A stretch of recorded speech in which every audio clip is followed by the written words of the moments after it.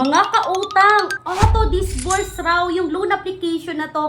Yan yung pag-usapan natin for today's video dahil halos lahat ng nakapag-loan dito na auto disburse sa kanilang GCash, no. Lahat ng nabasa ko nag-auto disburse, hindi nila namalayan na pumasok na lang bigla-bigla sa kanilang mga GCash account. At mga kautang, makakatulong kaya itong loan application na to? It comes sa emergency needs natin, itong auto disburse na bagong application. Yan yung pag-usapan natin ngayon sa video na to. Pero bago yan mga kautang, bubunot na naman ako ng 2 lucky winners sa video na to, no?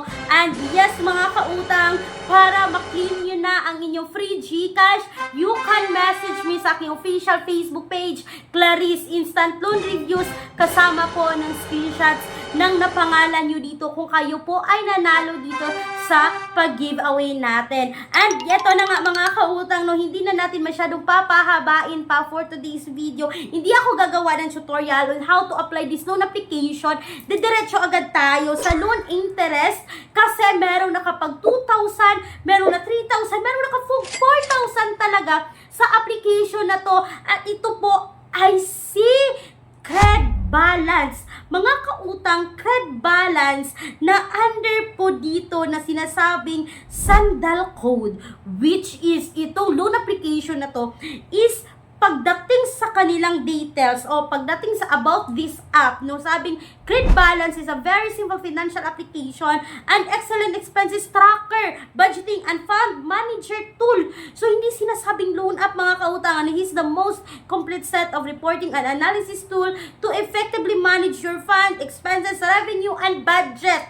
So, makikita nyo dito sa app, about this app, ang iksi lang talaga, walang SEC registered na nakalagay. And hindi ko talaga nakita na naka-SEC registered itong si Cred Balance, mga kautang, kaya ito yung sabi ng isang commenter noong August 6, 2025. Sabi niya, "Why did you disburse loan to me without my consent?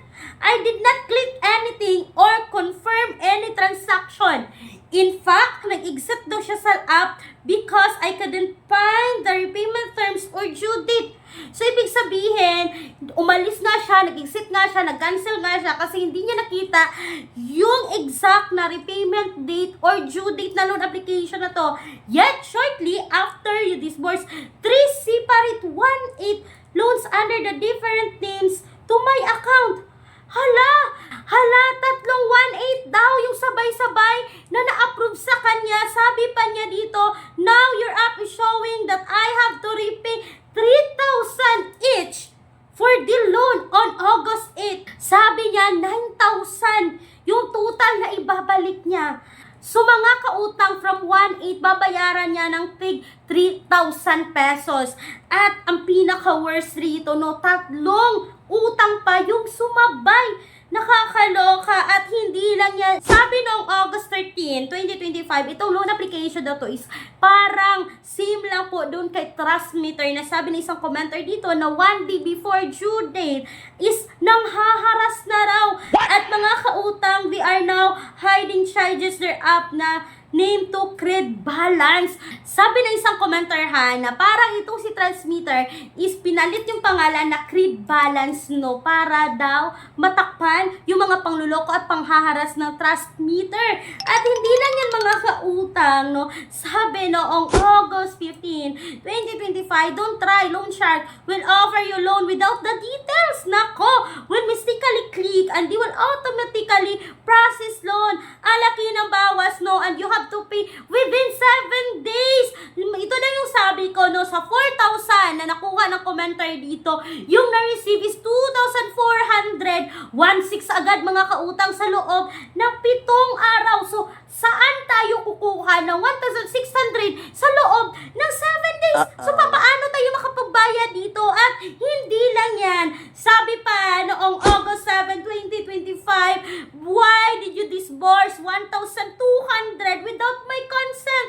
All of the sudden, without even confirming it, and now you want me to pay 2,000 within 6 days. Nako, mga kautang, nakakaloka pa lang itong si Cred Balance. At dapat aware na kayo ha, kasi pagbungad pa lang doon sa details nila, sinasabi about this app is ang iksi lang talaga. At makikita mo doon no, na hindi siya about loan. Hindi siya nagbigay ng sample, hindi siya nagbigay ng SEC registration number. Mga kautang, big no-no po sa loan application na to. At by the way, mga kautang ha, sabi ng August 5, 2025, lahatin na natin to. Nakakatakot, biglang nagpa-pop up yung confirm kahit hindi po malakita yung details ng loan. Beware of this out. No delete option. I'm glad I'm not approved. So, may hindi pa pala na-approve dito. But, napaka-thankful niya na hindi siya na-approve dito, mga kautang, no?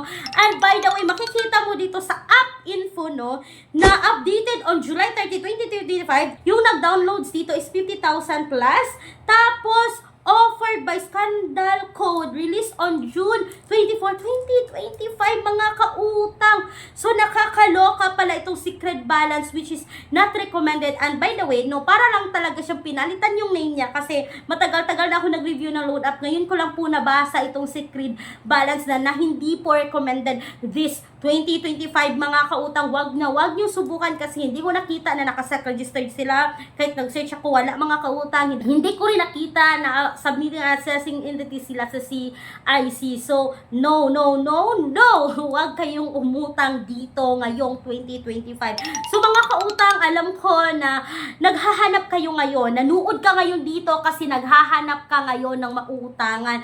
Ang dami nating mga alternatives loan up no, na apply direct website, yung mga hindi nanghaharas, yung tumatawag pa sila yung for loan evaluation, hindi auto-decline. Mga kautang, may mga alternatives pa tayo na apply direct website, hindi kailangan i-install, hindi kailangan i-download. Nasa description box sa comment section na video na to, pero oops, hindi ko sinasabing utangan.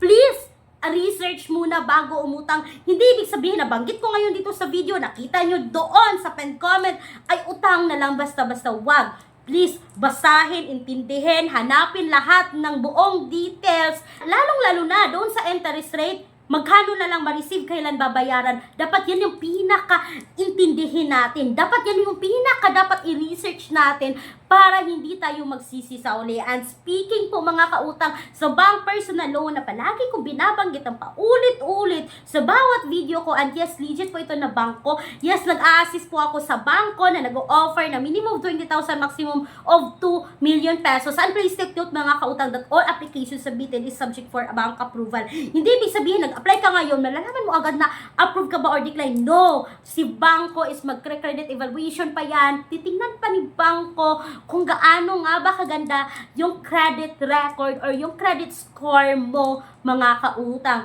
So, sana po ay nakatulong itong quick and honest review about kay credit balance, no, na hindi po recommended ngayong taong ito. Once again, mga kautang, this is Clarice, ang inyong number 1 palautang dahil utang is life. Bye, mga kautang!